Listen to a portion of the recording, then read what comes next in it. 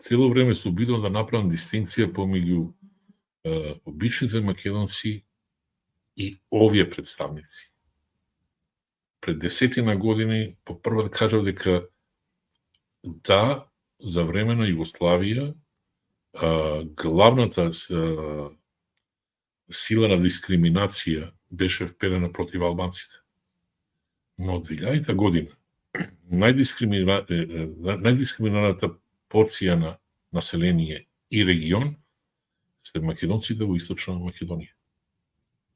Тие се уште живеат под оној диктат и она стравовласт за која ја се уште се сеќавам која постоеше некаде во 80-тите години. Сето тоа е замаскирано со некои проформа исполнување на жеби, но реалноста на теренот, процентот на иселување и состојбата на замрзната немаштија укажува точно на тој проблем кој постои. Вие можеби подобро знаете, но и се уште во Источна Македонија се знае кое село било со партизаните, а кое село не било со партизаните. Почнувајќи од Струмица, односот помеѓу Муртино и Ново Спитово, како се викаше селото на председателот Трајковски. Од таму, од тие локални поделби кои постојат и се култивираат од страна на овие остатоци на старите режими, доаѓаме до клучната видна последица на таа доминација на СДСМ и ВМРО ДПМН како куриозитет кој постои само кај нас. Секаде во посткомунистичка Европа сме имале период на постфестум доминација на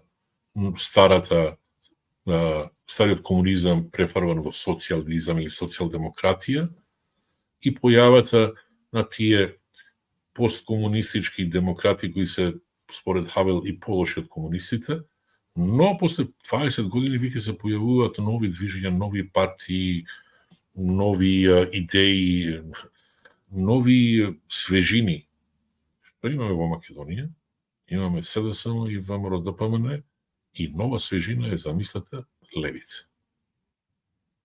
Но тие причината за тоа ги бараме секогаш во тој магичен круг во кој не држат фокусирани, заслепено, за да не гледаме коренот каде доаѓа. А тоа е зачмаеноста, и стравот и диктатурата која постои во цела една регија која се нарекува Источна Македонија. Затоа, консеквенца на таа политика е реалната состојба во која Македонија е федерација, де факто, која во Западна Македонија имаме мултикултурна, мултиетничка и мултипартиска различност во која се појавуваат и замираат партии и имаме една моноетичка, монокултурна доминација на СДСМ и ВМРО ДПМН во нивната паралагана, демек, десна и лева ориентација. И тоа денеска се гледа токму низ ВМРО ДПМН, во кој само името во статусот е дефинира како демохристијански. Но доколку погледате ликовите, ќе видите дека ВМРО ДПМН е превземена од кадри на ислужени кадри на СДСМ со оној просталинистички дискурс или матрица, или пак компромитирани ликови кои се покажале не толку способни во своите претходни партии, како што биле виножито на Васил Тупурковски.